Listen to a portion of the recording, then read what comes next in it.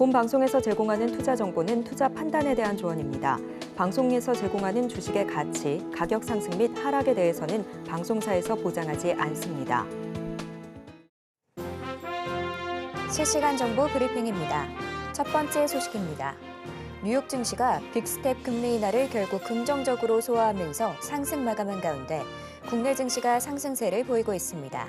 이 시각 보안, 전력설비, 대왕고래 관련주 강세를 보이고 있습니다. 두 번째 소식입니다. 더불어민주당이 오는 24일 개최하는 금투세 토론회에 참석할 의원 명단을 공개했습니다.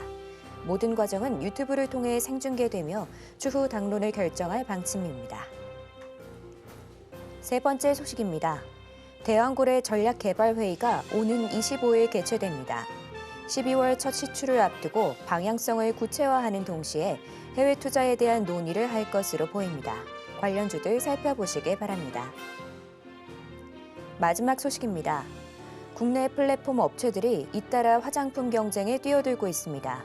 높은 시장 점유율을 확보한 CJ 올리브영의 독주를 막을 수 있을지 업계 관심이 쏠리고 있습니다.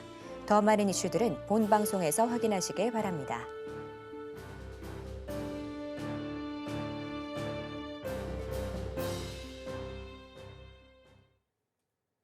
틈새에서 기회를 만들 수 있는 투자시장, 위기를 기회로 아는 만큼 보인다. 주식 제대로 알려주는 학교 13시 투자스쿨의 저는 서재현입니다. 저희 13시 투자스쿨에서는 임상현 강사님만의 노하우를 A부터 Z까지 알려드리고 있으니까요. 오늘도 그 노하우 놓치지 말고 끝까지 챙겨가 보시길 바랍니다. 자, 참고로 본 방송에서 제공하는 정보는 투자 판단에 대한 조언일 뿐 가치와 상승을 보장하진 않습니다. 서울경제TV는 자본시장법을 준수하며 1:1 투자 상담, 유사 수신행위 등 불법 사항을 엄중하게 금하고 있습니다. 마지막으로 서울경제TV와 서울경제신문은 당사의 브랜드입니다. 기타 위사 명칭에 유의하시길 바랍니다. 저희 13시 투자스쿨은 유튜브 서울경제TV 통해서도 시청하실 수 있는데요. 채팅창도 많은 활용 부탁드릴게요. 자, 그럼 13시 투자스쿨의 1타 강사 임상현 전문가님 만나보도록 하겠습니다. 전문가님 안녕하세요. 네, 반갑습니다. 네, 반갑습니다.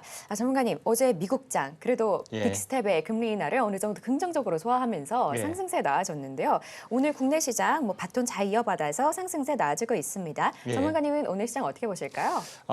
일단은 금리 이제 인하 또 이런 부분들은 그 당일보다는 그 다음날 이후에 또 추세가 중요한 건데 사실 어제는 좀 차익 실현 매물이 좀 나왔죠. 이제 오늘은 본격적인 상승 부분들이 좀 탔습니다. 물론 트럼프 대선 후보는 비컷은 정치여행이다 하고 그렇게 비판적인 견해도 좀 있습니다. 물론 여러 가지 측면에 봤을 때 좀 더 현재 금리 인하를 좀 빨리 좀 했었으면은 그런 오해가 없었는데 여러 가지 것 임박해서 했기 때문에 이런 문제가 생기지 않느냐 생각이 좀 되고요.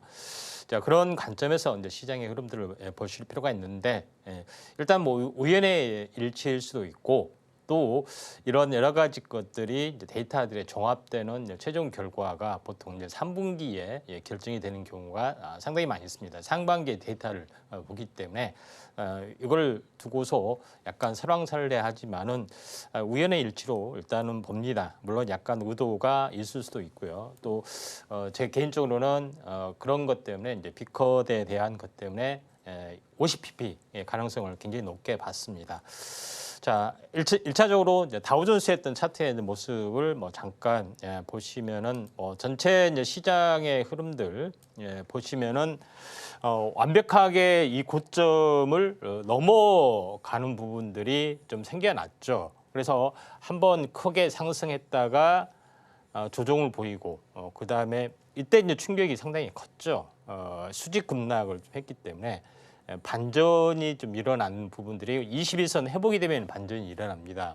그리고 이제 조정이 됐는데 21선 깨지는 않았죠. 그리고 나서 이 시 흔들림 뒤에 다시 한번 완연해 갔기 때문에 조정이 있다 하더라도 가는 파동, 이게 주파동이 상승이다 이렇게 보시면 될 것 같습니다. 그런 관점에서 완벽하게 정비율이다 이렇게 보시면 될 것 같고요. 나스닥 같은 경우도 사실 마찬가지로 이제 보셔도 될 것 같습니다. 이제 삼각수렴량의 이제 추세에서 보시면은 이제 요거 같은 경우는 전체적으로 상방향으로 오늘 이제 갭이 일어났죠. 상당히 이제 긍정적이기 때문에 이제 추세 돌파의 신호가 나스닥에서는 완벽하게 진행이 되고 있다. 이렇게 좀 생각하셔도 될 것 같습니다. 이제 국내 증시로 돌아와서 이제 보시면은 이제 코스피 부분들 제가 이제 계속 이제 비슷한 얘기를 계속 반복이 되지만은 한번 크게 충격이 왔고 길쭉 반등 절반 뒤에 이중 바닥을 찍는다고 말씀드렸고요. 지금은 이 상단까지 간다고 이제 봅니다. 그런 부분에 해당이 되기 때문에 지금은 저점에서 1, 2, 3, 4, 5, 6, 7, 7일째 정도 되죠. 보통 여기서도 그러지만은 10일에서 15일 정도가 반등이 좀 일어나기 때문에 특별한 사정이 없는 한 이 부분까지 진행이 되다가 수렴하다가 다시 한번 빠졌다가 갈 때 이때는 더 크게 갈 수가 있다 좀 생각이 되기 때문에 여기까지는 무조건 이제 반등이다. 2,700까지는 이렇게 보시면 되기 때문에 월선을 따라서 간다 이렇게 좀 생각하셔도 될 것 같습니다. 계속해서 상방을 말하는 거고요. 이제 코스닥도 마찬가지입니다. 오늘 뭐 시장 현재 뭐 동향을 보시면은 어제는 굉장히 많은 외국인 매도세가 있는데 오늘 좀 달라지는 부분들이 지금 이제 선물 매수가 좀 있죠. 그다음에 이제 프로그램 매수가 좀 약간 돌아주고 있기 때문에 현물 매수도 다음 주부터는 될 확률이 상당히 많이 있다. 이렇게 좀 생각이 좀 되기 때문에 이 부분들 좀 참고할 필요가 있다. 이렇게 좀 생각이 좀 되네요. 자, 그런 관점에서 이제 시장의 흐름들을 약간 보실 필요가 있습니다. 오늘 이제 상승률 이제 상위 종목군의 흐름들을 잠깐 보시면은 오늘 이제 대표적으로 한쌍이라는 종목이 약간 올라왔는데 이제 색타주의 내용을 보시면은 보안주 관련된 그런 부분이 좀 있습니다. 그래서 순환매로 약간 보셔야 되는데 이제 그 중에서 현재 센즈랩, 모니터랩 이런 종목군들의 어떤 이제 후발주에 대해서 한번 관심 있게 좀 지켜볼 필요가 있다. 이렇게 좀 생각이 좀 되고 있기 때문에 이 부분들 좀 참고할 필요가 좀 있습니다. 자, 이 점 참고하시길 바라고요. 그런 의미에서 하나 뭐 센즈랩이나 모니터랩 차트는 거의 비슷하다고 이제 보시면 될 것 같습니다. 그래서 센즈랩, 모니터랩 한번 센즈랩 자주 언급을 좀 드리죠.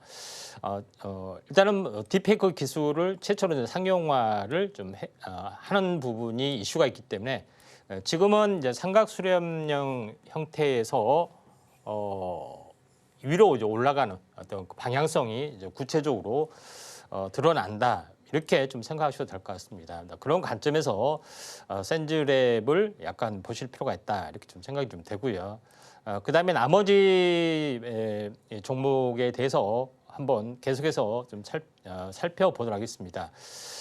오늘 뭐 특별히 눈에 띄는 부분들이 한번 잠깐 보시면은 S&T 다이내믹스 한번 보도록 하겠습니다. 여기를 보시면은 이제 방위산업 관련된 종목에 대한 순환매가 계속해서 왕성하게 뭐 진행이 좀 되고 있는 그런 상황이다. 이렇게 좀 생각이 되는데 대장주 쪽의 흐름들을 보시면은 현대로템, 그다음에 LIG 넥스원 이런 부분들이 좀 있죠. 특히 LIG 넥스원 같은 경우는 최근 이슈가 좀 되고 있는 부분들이죠. 청궁2 수출 이런 모멘텀들이 과거에는 현재 현대로템이 굉장히 강세를 보이는 대장주 역할을 좀 했었습니다. 굉장히 가파르게 올라가고요. 또 오늘도 마찬가지 이제 가파르게 지속적으로 이제 올라가는 그런 패턴을 약간 보여주고 있는 그런 상황이 되는데 최근에 이제 우크라이나 전쟁 격화가 좀 되는 그런 부분이 있다 보니까 이쪽 관련된 부분들이 그 미사일 관련된 부분들 청궁2에 대한 모멘텀 이 부분들이 상당 부분 많이 좀 쌓여 있어서 LIG 넥스원에 대해서도 제가 과거에 여러 번 말씀을 좀 드렸습니다. 차트의 이제 내용을 보시면은 계속해서 상승의 흐름들이 이제 본격적으로 진행이 되려고 하는 상황이 있기 때문에 탄력성 있게 움직여 줄 수 있는 개연성들이 상당히 많이 있다. 이렇게 좀 생각하셔도 될 것 같습니다. 자, 그 관점에서 이 종목을 약간 보실 필요가 있다 좀 생각이 되고요. 또 이제 그 상승률 상위 종목에 대해서 잠깐 보시면은 앱클로이라는 종목이 약간 눈에 띄네요. 자, 한번 이 석타주에 대해서 잠깐 보시면은 면역과 항암제 쪽 부분들이 굉장히 오늘 순환매로 강세. 어제는 현재 이쪽 CMO, CDMO 관련된 부분인데 오늘은 면역 항암제 쪽이 이제 강세, 또 순환매 보고 있는데 유한양의 에클론, S큐브 이런 종목군들 부분들이 약간 눈에 띄는 부분들이 있습니다. 그래서 그 중에서 에클론하고 S큐브 두 개를 한번 좀 살펴보면은 이제 S큐브도 지금 전체 어떤 아직 움직임이 거의 없지만은 순환매로 한번 크게 나타날 수가 있기 때문에 좀 참고할 필요가 있고요. 오늘 집중적으로 한번 살펴볼 부분들은 이제 에클론 한번 좀 살펴보도록 하겠습니다. 자, 에클론 부분들은 차트로 봤을 때는 현재 탄생 파동의 조건들을 완벽하게 이제 가지고 있는데, 자, 에클론을 우리가 이제 주목을 좀 해줄 필요가 있다고 좀 생각하는 부분들은 CRT 기술에 대한 세포 유전자 치료제가 앞으로 대세가 되고, 또한 이번에 또 새로운 어떤 이 바이오 의약품이 새롭게 이제 시장이 창출하려는 영역이 이제 CRT 쪽에 해당이 됩니다. 근데 에클론은 기존에 나와 있는 킴리아나 이런 부분들은 생쥐 세포를 기반으로 하기 때문에 면역 거부나 이런 부분들이 좀 있습니다. 재발 이런 부분들이 있는데 에클론은 휴머나이즈드 이 부분들을 쓰기 때문에 상당히 좀 덜한 어떤 약간 신실산한 기술이다 이렇게 보시면 되는데, 차트로 보면은 지루하게 하락을 하다가 굉장히 크게 튀었는데, 보통 일반적으로 그냥 탄생 파동 절반 빠지고 올라가는 파동이 진행이 되는 것이 일반적이다 이렇게 보시면 될 것 같습니다. 그런 차원에서 에클론을 약간 바라보시면 되지 않겠느냐 좀 생각이 되기 때문에, 자, 에클론을 우리가 관심 있게 좀 오늘 지켜보자. 장중에 조정이 되더라도 상관이 없고요.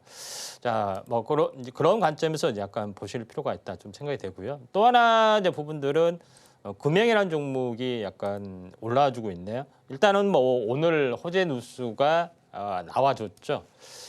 현재 2조 3천억 원어치 2차 전지 공급 계약 이거에 대한 모멘텀들이 나와줘서 금형이 상승을 좀 해주고 있는 그런 상황이다 보니까 오늘 어떤 그 순환매가 나와줬는데, 자, 금형이라는 종목이 약간 여러 가지 이제 부분에서 과거에 리튬 관련된 대장주였습니다.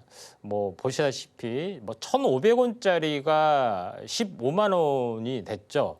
그러니까 100배 어떤 신화고, 최근의 흐름들을 보더라도 5,000원짜리가 무려 20만 원까지 가기 때문에 54, 20 어떻게 보면은 40배 정도 좀 되죠. 그런 부분들이 있기 때문에 굉장히 인기 있는 부분인데, 지금은 20만 원에서 10만 원, 10만 원에서 다시 한번 반토막, 4분의 1 토막에서 멈춰줬다. 물론 기술적 반등 차원으로 일단은 저는 워낙 많이 올랐기 때문에 기술적 반등 다중바닥 가능성들이 상당히 많이 있는데, 당분간은 약간 올라줄 수가 있고, 리튬 관련주에 오리지널 대장주 역할을 좀 해주고 있습니다. 갭상승, 갭 메꾸고 다시 한번 숨구르게 한 다음에 상승이 나타날 수가 있기 때문에 리튬 관련된 대장주로 약간 보셔도 좀 되지 않겠느냐 이렇게 좀 생각이 좀 됩니다. 자, 그런 관점에서 시장의 흐름들을 약간 보실 필요가 있다 이렇게 좀 생각이 되고요. 또 오늘은 이제 반도체 종목도 약간 올라주고 있습니다. 대표적으로 오늘 반도체 종목군들은 이제 굉장히 이제 많이 좀 있는 그런 부분인데, 일단은 오늘 이스페타시스 펨트론, 코리아 서키트 이런 종목군들이 약간 올라주고 있는데 코리아 서키트나 이런 것들은 영풍하고 연관이 좀 돼 있죠.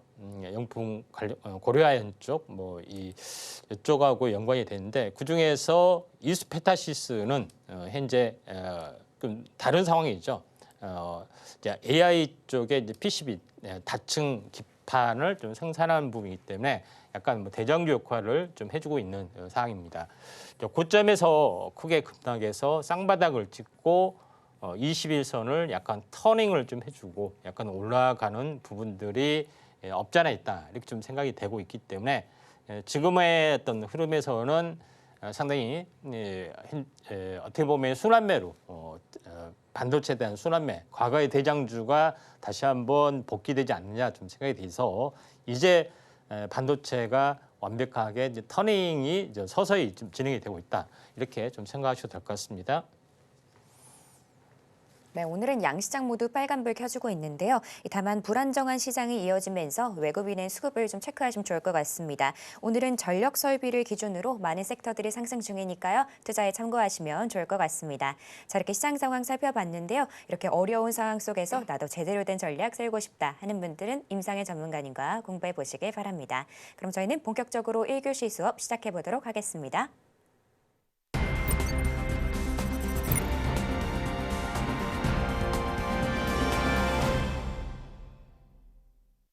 저희 13시 투자스쿨은 유튜브 서울경제TV 통해서도 시청하실 수 있습니다. 채팅창도 많은 활용 부탁드릴게요. 자, 그럼 지금 시간은 오늘 하루 어떤 이슈들이 있는지 체크해 보도록 하겠습니다. 먼저 첫 번째 이슈는 AI 관련입니다. 최근에 자산운용사인 블랙록과 마이크로소프트가 공동으로 AI 펀드를 만들었는데요. 그 규모가 무려 40조 원이라고 합니다. 이 관련 움직임은 잠시 후에 전문가님과 이야기 나눠보도록 하고요. 또 다른 이슈로 딥페이크 올라왔습니다. 오늘 오랜만에 딥페이크가 다시금 주목을 받았는데요. 비단 우리나라만의 문제가 아니라 전 세계적으로 문제가 되면서 이 기업들이 다양한 솔루션들을 내놓고 있습니다. 오늘은 추가적으로 이 경찰청으로 90억 규모의 예산이 또 할당이 됐는데요. 관련된 이야기 전문가님 통해서 들어보도록 하겠습니다. 전문가님, 예. 네, 오늘도 금요일인데 이렇게 예. 빨간불 켜면서 다양한 이슈들이 있습니다. 다 어떤 예. 내용들일까요? 예. 계속해서 이제 바쁘게 테마가 약간 움직여지고 있습니다. 첫 번째 이제 부분에서는 이제 블랙록이 MS하고 같이 사주 펀드를 구성을 한다 하는 그 내용들이 좀 해당이 됩니다.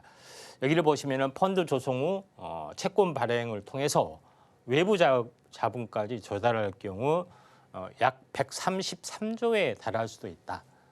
시드머니가 약 40조인데, 그러니까 시너지 효과가 발휘할 수가 있기 때문에 데이터 센터하고 같이 연결된 AI 인프라서 전력이 거의 필수적이다 이렇게 보시면 될 것 같고요.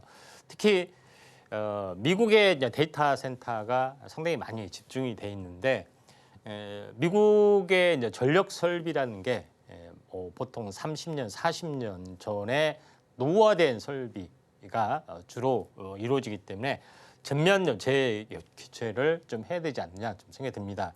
그런 관점에서 시장의 흐름들을 약간 보실 필요가 있다 이렇게 좀 생각이 되기 때문에 전력 관련된 설비 부분들이 계속해서 커질 확률이 상당히 많이 있다 이렇게 좀 생각이 좀 됩니다. 뭐 어떤 부분들은 왜 선진국인데 왜 전력 설비가 노후화됐지 하지만은 현재 미국은 굉장히 오래된 나라이기 때문에 설비 투자의 어떤 사이클들이 있습니다. 과거에 한 두 차례 있겠죠. 뭐 그런 차원에서 일단은 보실 필요가 있다 좀 생각이 되기 때문에 우리나라는 최근 경제 발전하면서 전력 설비라 이런 사회 인프라를 깔기 때문에 뭐 한지 한 20년, 뭐 30년 되지 않는 것들이 대부분입니다. 그런 부분이 좀 해당이 돼서 좀 차이가 나는 부분이 없지 않아 있다 좀 생각이 되는데 그 중에서 그래도 안정적인 종목 부분들이 현재 효성중공업입니다. 효성중공업은 배 만드는 데 아니냐 하지만은 그게 아니고 건설에서 이제 현재 분할이 돼서 전력 사업을 전문으로 하는 기업이다 이렇게 좀 생각이 되고 대기업에도 효과가 있고 또 직접 시공도 가능하고 부품에 대한 수출도 가능한 부분들이 좀 해당이 되고 있기 때문에 수주도 가능한 그런 부분이기 때문에 중장기 성장은 굉장히 밝다 이렇게 좀 생각이 됩니다. 차트적으로 봤을 때 굉장히 지금은 가격 조정 기간 조정이 충분히 받았기 때문에 거의 쌍바닥을 보이고 박스권을 치고 올라가려고 하는 흐름들이 진행이 되고 있다 이렇게 좀 생각하셔도 될 것 같습니다. 그런 차원에서 효성중공업을 바라보신 게 좀 좋을 것 같고요. 두 번째 이슈로는 어제 나온 이슈이기도 하는데 자, 그 KT의 최대 주주가 단순 최대 주주입니다. 현대차 그룹을 받겠다 하는 것이 굉장히 큰 이슈가 좀 됐었고 그것 때문에 KT 즉 계열회사 종목군들이 이제 크게 부상이 되고 있는데 그 이면의 어떤 뉴스에 대해서는 많이 언급이 되지 않고 있는데 외기 뉴스에서는 정확하게 언급이 되고 있다. 현대차가 SK텔레콤 대신 KT의 최대주가 오른 까닭은 바로 인공위성 UAM 사업을 하려고 하는 그런 부분이 강하다. 이렇게 도심교통항공의 핵심을 뒀습니다. 그런 부분이 좀 있는데 위성 사업을 현재 KT에서도 하고 있고 또 이거는 도심항공하고도 결합이 돼 있고 또 뭐하고 결합이 돼 있냐면은 자율주행하고 결합이 돼 있죠. 자율주행은 5G, 6G하고 이렇게 연동이 되는 그런 부분이 있기 때문에 당연히 이제 KT하고 손잡을 수밖에 없다. 이렇게 좀 생각이 돼서 중장기적인 큰 그림은 UAM, 그다음에 이제 자율주행이라고 보시면 될 것 같고 또 실제적으로 최근에 이제 테슬라가 현재 우주항공, 스페이스X 이런 사업들도 하고 있는 것은 테슬라의 자율주행, 그다음에 위성 사업하고 같이 이렇게 연결이 되고 있다 이렇게 좀 생각하셔도 될 것 같습니다. 그래서 KT가 또 AI 서비스를 통신으로 하게 되죠. 그렇기 때문에 통신사가 이제 AI 사업도 하고 있고 또 브랜드로서 믿음이라는 AI 서비스를 하고 있는데 그 중에서 관련된 자회사 부분들은 KTIS하고 KTCS 어제도 잠깐 이야기를 한 것 같은데 이제 본격적으로 현재 차트를 보시면은 고점과 고점을 연결한 추세선이죠. 그다음에 저점과 저점을 연결한 추세선 보시면은 하단선에 있습니다. 장대 양봉이 나오고 숨고르기를 좀 해주고 있는데 단순하게 일회성 KT의 최대 주주가 현대차가 됐다 하는 뉴스도 있지만은 이게 AI 쪽의 서비스 사업을 하고 있는 계열사이기 때문에 우리가 이제 KTIS, CS 부분들을 잘 보셔야 된다 이렇게 좀 생각이 됩니다. 대규모 AI 콜센터를 거의 아웃바운드 그 현재 전문적 용어로는 하청을 거의 대리를 하고 있기 때문에 이에 대한 창구 역할을 좀 해주고 있죠. 그런 차원에서 계열회사를 잘 보자 이렇게 말씀을 좀 드리도록 하겠습니다. 세 번째 이제 부분에서는 딥페이크가 약간 피로감이 있을 정도로 계속해서 뉴스가 나옵니다. 그런 부분인데 글로벌 테크 기업의 대응이 본격화됐다 이런 것들이 좀 해당이 되죠. 그렇기 때문에 딥페이크 기술도 발전하고 이걸 탐지하는 기술도 계속 대응하는 것도 발전이 되고 있죠. 왜 이게 이제 위험한 그런 부분이냐면은 이제 페이스북이나 인스타그램이나 보면은 사진이 굉장히 많이 올라가죠. 누가 어떻게 내 사진을 도용해서 악용이 될 수도 있다는 거죠. 그런 부분에서 보면은 옛말에 이제 병 주고 약 주고 그런 말이 있죠. 가만히 있는데 내 인스타그램이 있는데 누가 도용할까봐 딥페이크 어떤 프로그램을 매년 얼마씩 현재 구입을 좀 해야 되는 뭐 그런 상황도 있죠. 그러니까 병 주고 약 주고 하는 말이 이제 그 말입니다. 그렇죠. 그런 부분 인스타 공짜로 사용하고 있는데 이것 때문에 매년 얼마씩을 내야 된다. 뭐 이런 부분들도 좀 있겠죠. 그런 차원에서 일단은 보실 필요가 있다. 이렇게 좀 생각을 하셔도 될 것 같습니다. 그에 관련된 어떤 사업을 좀 하고 있는 것이 센즈랩도 있고 또 하나 딥페이크 탐지 위한 안면식 기술 개발 모바일 신분증 이런 사업을 하고 있는 업체가 라운시큐어입니다. 라운시큐어 부분들이 두 번째로 이쪽 관련된 부분에 적극적으로 상용화 서비스를 할 수 있기 때문에 센지랩, 모니터랩, 또 라운시큐어 이런 부분들을 잘 보셔야 하는데 이 부분도 한번 크게 상승하고 조정을 보이고 탄생파동이고 장중에 상승했다가 약간 밀려주는 흐름들이기 때문에 나름대로는 흐름은 좀 괜찮다 이렇게 좀 생각하셔도 될 것 같습니다. 자, 이제 그런 관점에서 볼 필요가 있다 좀 생각이 되고요. 이제 마지막으로 제일 중요한 현재 색타인데 인텔이 처음에는 이제 파운드리를 접는다 했습니다. 그래서 충격이 많았죠. 근데 나중에 알고 봤더니 파운드리를 분사한다는 개념이 있죠. 그런 부분이 있는데 그러면 삼성은 이제 고민을 하게 되죠. 어떻게 할 것인가 하는 부분이 좀 있는데 대부분의 이제 미국의 이제 빅테크 업체, 엔비디아도 그렇고 AMD도 그렇고 전부 다 팹리스 기업에 좀 해당이 됩니다. 그러니까 설계만 전문으로 합니다. 그런데 인텔은 CPU를 직접 설계를 하고 직접 공장도 있었고 이걸 제품화시키는 이런 종합 반도체 기업인데 파운드리를 현재 분사를 한다는 것은 뭐냐면은 고객과의 경쟁하지 않는다는 원칙이 있죠. 우리는 CPU를 만듭니다. 경쟁사의 또 CPU를 우리가 만들 수도 있습니다.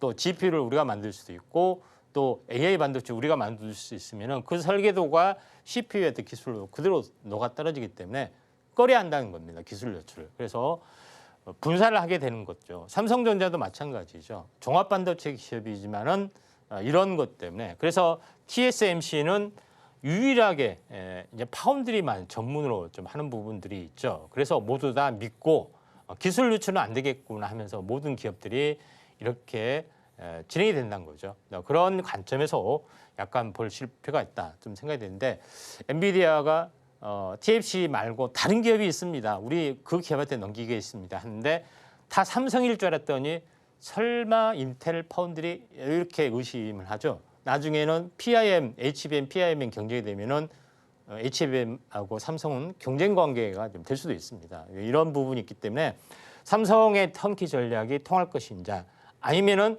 삼성도 파운드리 이제 분사로 할 것인지 고민의 시간대가 다가오고 있다 이렇게 보시면 되고 이쪽 관련된 부분들은 잠시 후에 다시 말씀을 좀 드리도록 하겠습니다. 네, 이렇게 오늘 핵심이 되는 이슈들 함께 살펴봤는데요. 그럼 지금 시간은 전문가님과 테마 이야기를 나눠보도록 하겠습니다. 전문가님, 오늘 네. 이렇게 좀 빨간불이 나오면서 기분은 네. 좋은데 워낙 많은 섹터들이 상승하다 보니 어떤 테마에 좀 집중해야 하나 그게 좀 궁금하거든요. 전문가님은 어떤 테마 골라주셨을까요? 네, 반도체 테마를 좀 차계적으로 약간 스텝 바이 스텝 배운 게 좀 좋을 것 같아서 오늘 이제 반도체에 대해서 마지막 부분에 대해서 알아보도록 하겠습니다. 오늘 뭐 했던 테마의 네 번째 팹리스에 대해서 한번 보도록 하겠습니다. 자, 반도체 이제 팹리스는 뭐냐면은 미국 빅테크 기업의 선택과 집중, 설계를 집중하고 파운드리 하청은 TSMC나 이쪽에 이제 집중하는 전략들을 좀 해주고 있죠. 그런 부분이기 때문에 설계와 파운드리 시설 이걸 공동으로 하기에는 상당히 이제 부담이 가는 거죠. 그래서 시설 막대한 자본이 소모되고 복잡한 파운드리는 위주화하는 경향들이 있습니다. 그래서 순수한 설계 분야만 빅테크 기업이 하고 있는데 대부분의 기업이 이렇게 하고 있다. 이렇게 좀 생각하셔도 될 것 같습니다. 그런 부분에서 인공지능과 자율주행이 이제 급부상이 되면서 그런 시장이 굉장히 커지고 있고 또 처음에는 메모리 시장보다 훨씬 더 발전을 많이 했었습니다. 근데 나중에 뒤따라 올라오는 부분들이 HBM인데 하나 이제 개념에 대해서 보도록 하겠습니다. 어제도 이야기했지만은 IP 기업 현재 반도체 만드는 공정은 설계 생산인데 IP 기업이 현재 팹리스한테 넘기고 팹리스가 파운드리에 넘기는 과정에서 디자인할 수가 현재 존재를 한다고 하는데 여기서 중요한 것은 이 팹리스 부분이죠. 팹리스 업체가 이제 파운드리에 가고 이렇게 되는 거죠. 이걸 이제 종합적으로 하는 것은 이쪽에 좀 해당이 되는데 그래서 오늘은 팹리스에 대해서 한번 알아보도록 하겠습니다. 설계와 생산을 분리하는 것들을 말합니다. 그래서 이 설계와 생산을 완벽하게 분리해서 순수한 설계 업체로만 또 반도체 업체로만 성장하는 것이 관계이기 때문에 팹리스와 파운드릴은 현재 뗄래야 뗄 수 없는 관계다. 쉽게 이야기해 보면은 요거는 건축으로 보면은 설계사무소, 요거는 건설회사 이렇게 설계사무소나 감리 뭐 이런 거 되겠죠. 이렇게 이제 분리한 그런 부분이 될 수 있다 이렇게 좀 생각하셔도 될 것 같습니다.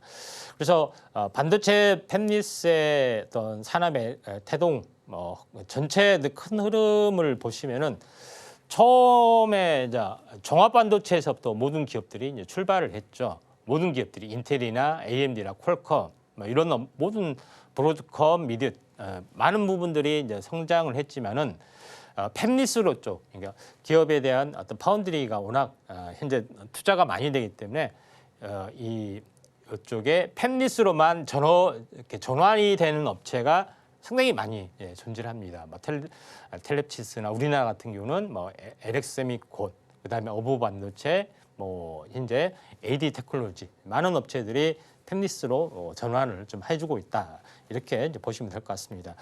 여기서 잠깐 뭐 짚고 넘어가는 부분들이 미국이 처음에는 반도체 설계부터 제작까지 완벽하게 다 처음부터 다 했습니다.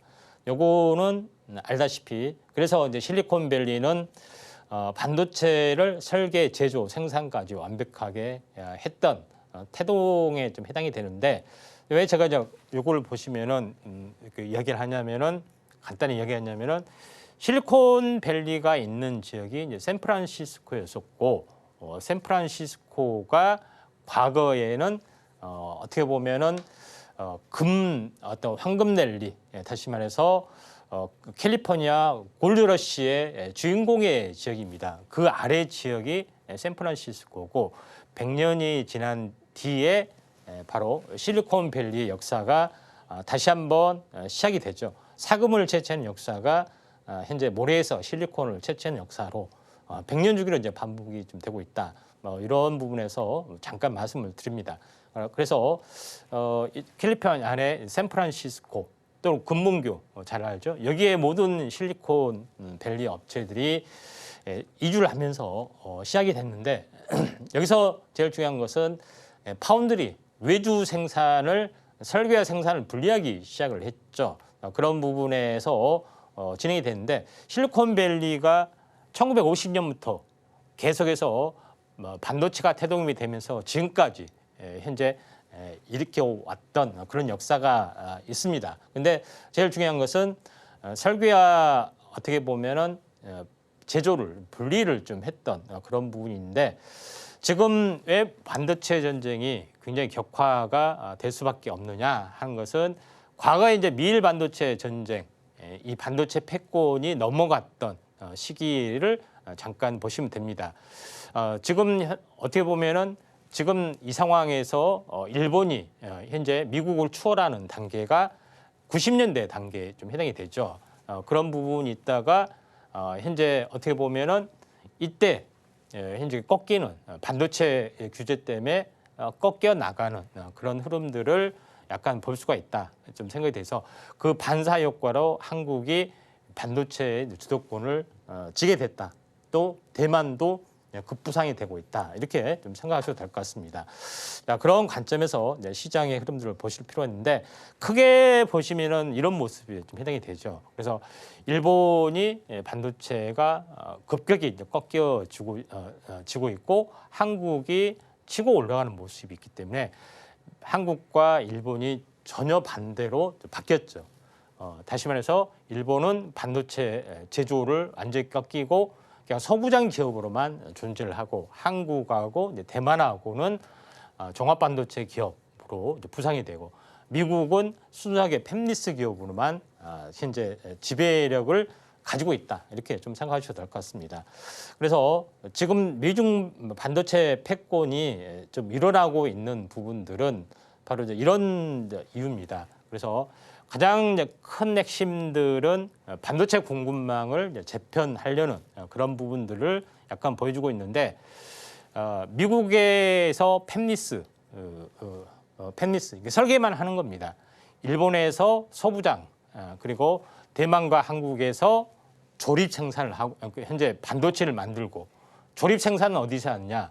바로 중국 내 폭스콘이나 이런 위치에서 하고 그 제품을 미국이 갖다 쓰는 어떤 이런 선수하는 구조를 가지고 있는데 중국을 완전히 이제 제외를 시킨다는 거죠. 모든 것을 이제 중국이 설계부터 어떤 소부장 모든 것들을 하려고 하기 때문에 반도체 전쟁이 이렇게 일어날 수밖에 없는 그런 상황이다. 이렇게 보시면 될 것 같습니다. 그런 관점에서 제일 이제 중요한 것은 팹리스가 가장 이제 중요한 부분들이 해당이 되기 때문에 한번 이 부분들을 우리가 좀 체크를 좀 해보자 이렇게 말씀드리고 그다음에 이제 글로벌 이제 팹리스에 물론 이제 과거의 통계입니다. 지금은 엔비디아 올라왔죠. 과거의 통계상 퀄컴, 엔비디아, 브로드컴, 그다음에 미디어텍, AMD 이런 부분이 과거에 지금의 글로벌 팹리스 기업입니다. 물론 지금은 다 뭡니까? 과거에는 전부 다 파운드리를 직접 다시 했습니다만은 지금 전부 다 하청을 주고 있죠. 그런 부분이 있다 이렇게 좀 생각이 되고 있고 대부분의 기업이 이제 팹리스 기업이다 이렇게 보시면 되고 우리나라 같은 이런 부분들이 자세한 부분들은 좀 생략을 좀 하도록 하겠습니다. 자 여기서 제일 이제 중요한 부분들은 우리나라 같은 경우에 이제 대표적인 팹리스 기업 부분들은 LX 세미콘, 어보 반도체, AD 테크놀로지, 제주 반도체, 텔레피스 이런 업체들입니다. 팹리스 기업은 공장만 없을 뿐이지 자체적으로 반도체를 설계하고 판매를 하는 기업이다. 이렇게 보시면 됩니다. 자, 그런 관점에서 시장의 흐름들을 현재 주목할 필요가 있고 팹리스의 어떤 성장성이 약간 높아질 수밖에 없지 않느냐. 이렇게 좀 생각이 돼서 팹리스 기업에 우리가 주목을 좀 해보자 이렇게 말씀을 드리도록 하겠습니다. 네, 오늘의 테마는 반도체 팹리스였습니다. 인공지능의 성장으로 이 반도체 설계가 더욱 중요해지고 있는데요. 이 테마로 나도 구체적인 전략 세워나가고 싶다 하는 분들은 임상현 전문가님과 공부해 보시길 바랍니다. 자, 그럼 전문가님께 테마 속에서 눈여겨볼 만한 종목들을 바로 여쭤보도록 할게요. 전문가님, 예. 자, 이 반도체 설계 이쪽에서는 어떤 기업들이 잘하고 있을까요? 예, 뭐 대표적으로 이제 두 가지 업체 보도록 하겠습니다. 첫 번째는 LX 세미콘, 그다음에 두 번째는 현재 제주 반도체 부분들을 보도록 하겠습니다. 현재 LX 세미콘은 LX 그룹 계열의 이제 디스플레이용 DDI 구동칩 관련된 시스템 반도체 쪽 부분을 전문으로 하고 있고요. 물론 SiC 반도체도 나름대로 이제 준비를 좀 하고 있죠. 그런 차원에서 LX 세미콘이 대표적으로 공장이 없지만은 디스플레이 구동칩을 전문으로 이제 공급을 하고 있다 이렇게 보시면 될 것 같습니다. 그리고 이제 최근에 차트를 보시면은 마지막 반등 이후로 크게 빠지는 부분인데 저점이 낮아지는 이중 바닥을 찍고 현재 이 터닝을 좀 하려고 하는 냉난점이 여기 좀 있습니다.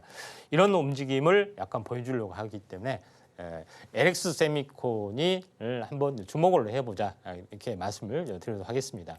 두 번째 부분에서는 저전력 반도체 쪽으로 강자를 보이고 있는 제주 반도체. 제주 반도체도 팹리스죠. 하청은 어디에서 합니까?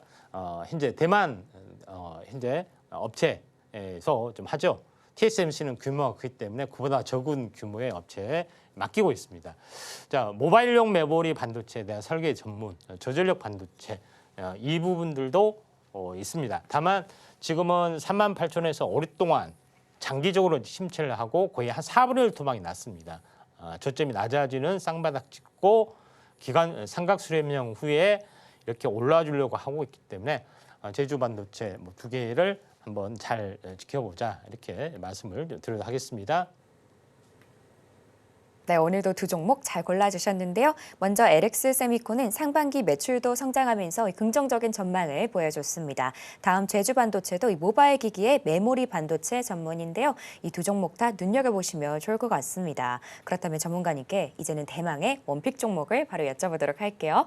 전문가님, 예. 자, 이 두 종목 중에서 전문가님 마음속에 1등은 어떤 종목일까요? 예, 제주반도체입니다. 네. 네, 제주반도체는 얼마 전에도 말씀을 좀 드렸지만은 저전력 반도체 이제 틈새 시장 공략을 좀 해주고 있는 그 대표적인 업체다 이렇게 좀 생각이 되고 또 이게 현재 스마트폰의 이제 보조 메모리를 떠나서 각종 사물 인터넷, 리모컨이나 전자 부품 이런 다양한 쪽으로도 뭐 들어가는 부분들이 해당이 되기 때문에 현재 뭐 제주 반도체가 성장성이나 모든 면에서 좀 탁월한 부분들이 좀 해당이 된다 이렇게 좀 생각이 되기 때문에 팹리스 기업으로의 대표적인 종목은 제주 반도체다 이렇게 볼 수가 있겠습니다.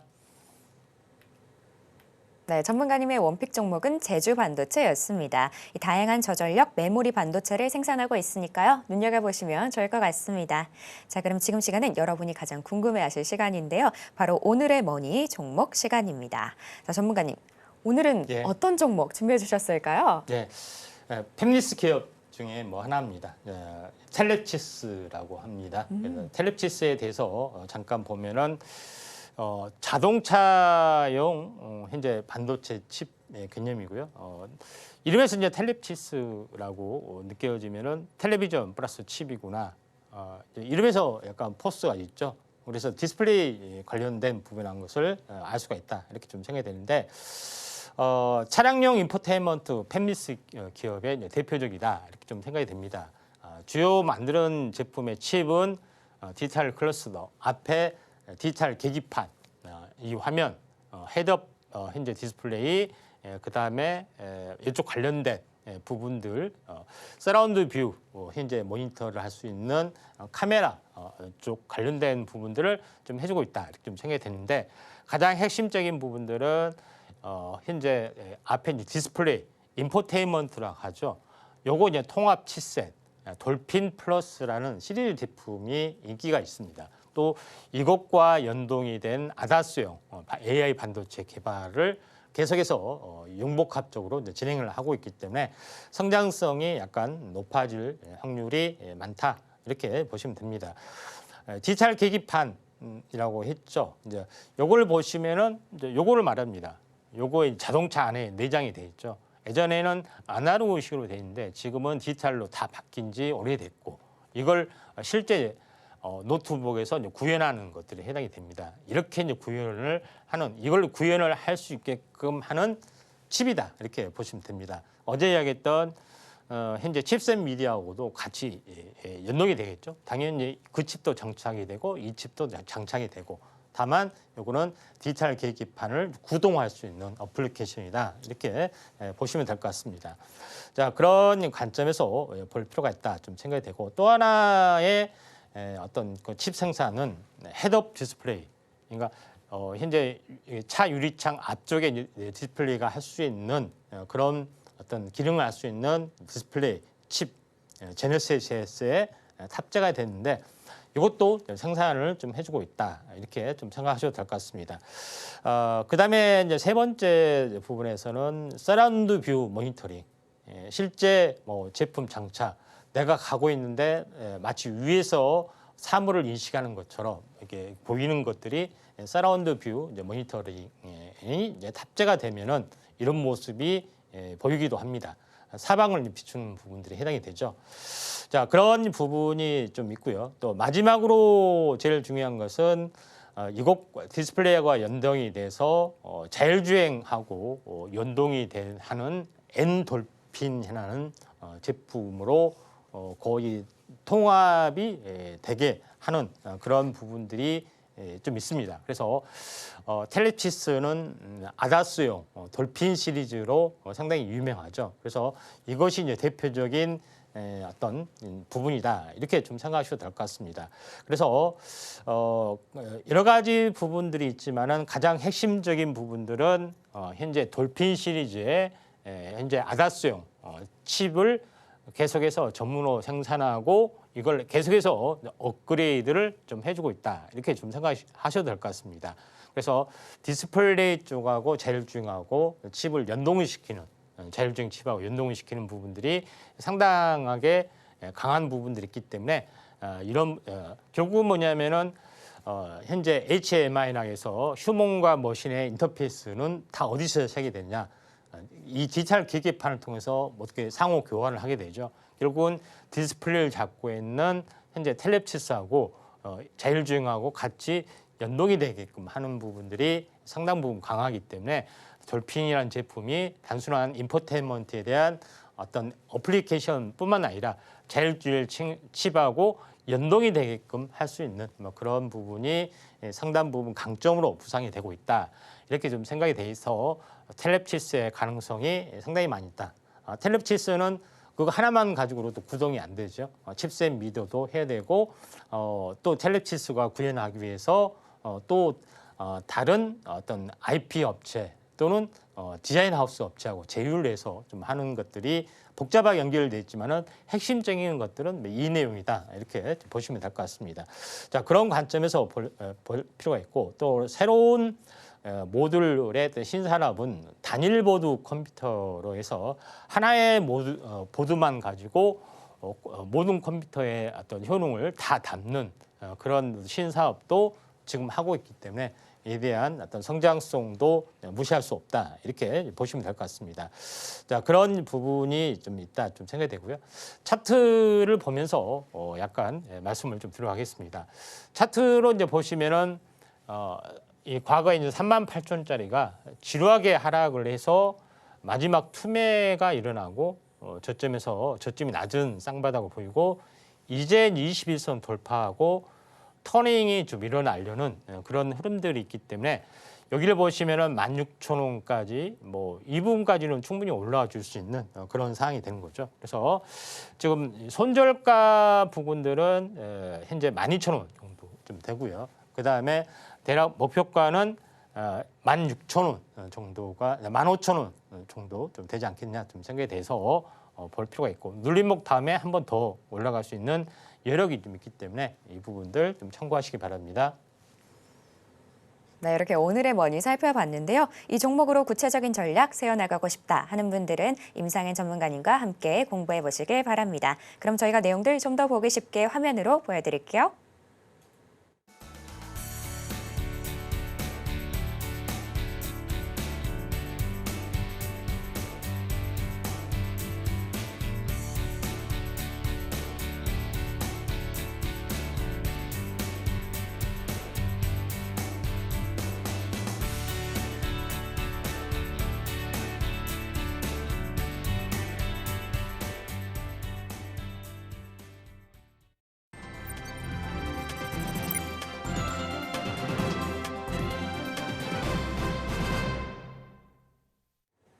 지금 시간은 마감 전략을 알아보는 시간입니다. 바로 전문가님께 여쭤보도록 할게요.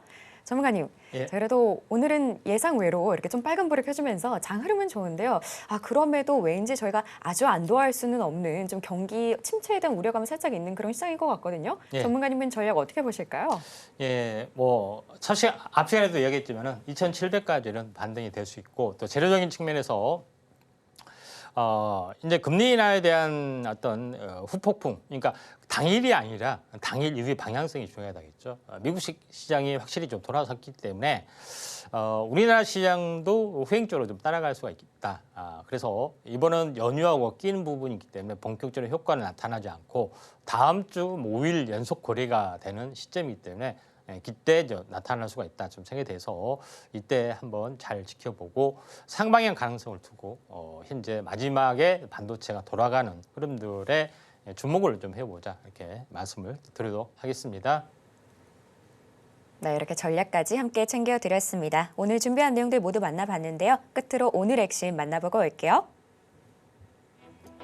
네, 오늘의 테마머니로 전력, 인공지능, 딥페이크, 팹리스 올라왔습니다. 또 오늘의 집중 분석 머니 테마는 반도체 팹리스였고요. 마지막으로 오늘의 머니 종목은 텔레칩스였습니다. 네, 이렇게 오늘 핵심까지 만나봤고요. 혹시 더 궁금한 내용 있으시면 저희 전문가님께 여쭤보시면 됩니다. 자, 참고로 본 방송에서 제공하는 정보는 투자 판단에 대한 조언일 뿐 가치와 상승을 보장하진 않습니다. 서울경제TV는 자본시장법을 준수하며 1:1 투자 상담, 유사수신행위 등 불법 사항을 엄중하게 금하고 있습니다. 마지막으로 서울경제TV와 서울경제신문은 당사의 브랜드입니다. 기타 이사 명칭에 유의하시길 바랍니다. 오늘 저희가 준비한 내용은 여기까지고요. 저희는 다음 주 월요일 오후 1시에 다시 인사드리겠습니다. 오늘도 시청해주신 여러분 감사합니다.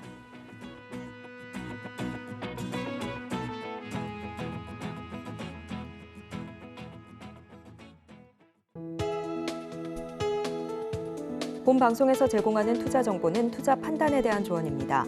방송에서 제공하는 주식의 가치, 가격 상승 및 하락에 대해서는 방송사에서 보장하지 않습니다.